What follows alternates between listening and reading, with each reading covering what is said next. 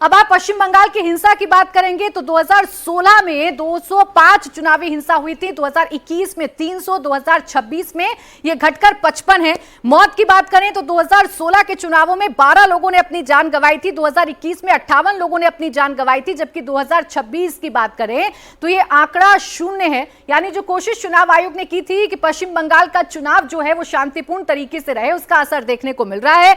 अब आपको तैनाती बता देते हैं, 2016 में 800 कंपनियां तैनात थी, 2021 में 725, लेकिन इस बार 2026 में रिकॉर्ड देखने को मिला। 2550 कंपनियां सीआरपीएफ की, सीएपीएफ की तैनात की गई ताकि चुनाव आयोग शांतिपूर्ण तरीके से पश्चिम बंगाल में चुनाव करा सके।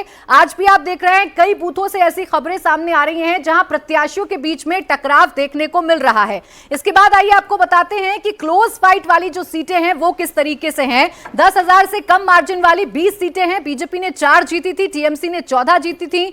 10 से 20,000 वाली जो मार्जिन वाली सीटें हैं 25 हैं, 7 जीती थी बीजेपी ने, टीएमसी ने 18 जीती थी। 20 से 30,000 वाली जो मार्जिन सीटें हैं वो 38 हैं, जिसमें से 3 बीजेपी ने जीती थी और 34 टीएमसी ने जीती थी। 30 से 50,000 की मार्जिन वाली 38 सीटें हैं और यहां पर भी इसी तरीके से बीजेपी ने 2 सीटें जीती थी। तो इस बार मुकाबला दिलचस्प है और मुकाबला कड़ा भी है। सॉरी, इस ग्राफिक पर हम लोग थोड़ी देर में और बात करेंगे किस मार्जिन से कितनी सीटें जीती या हारी गई थी, लेकिन 2 जो अभी प्राची आपको डेटा दे रही थी, एक वायलेंस का कि इस बार हिंसा कम हुई है, उसकी वजह बड़े पैमाने पर सेंट्रल फोर्सेस की तैनाती को बताया जा रहा है, चुनाव आयोग की तरफ से उठाए गए अभूतपूर्व कदमों को बताया जा रहा है। और वो जो आपको वोटिंग परसेंटेज की टेबल जो दिखा रही थी, जिसका मजाक हुआ इस बार की सीबीएसई का रिजल्ट लग रहा है ज्यादा, सब 90% से ऊपर। सर, इसी के बीच में कहीं कहानी छिपी हुई है, गलत तो नहीं है बात?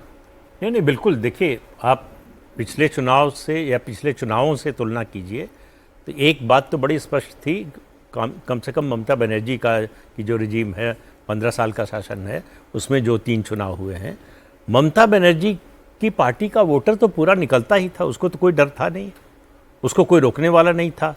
तो उनका वोटर निकलता था, प्लस जो इस दुनिया में नहीं है वोटर लिस्ट में है, जो बंगाल छोड़ के गए और वोटर लिस्ट में हैं, उनका भी वोट पड़ता था। एसआईआर ने ये किया है कि जो इस दुनिया में नहीं है उनका नाम नहीं है, जो पश्चिम बंगाल में नहीं रहते हैं उनका नाम नहीं है, और उसके अलावा जो है, जो ये साबित नहीं कर पाए कि उनके पास प्रॉपर डॉक्यूमेंट हैं, हालांकि करीब 22-23 लाख मामले जो है वो अभी भी अपील में हैं।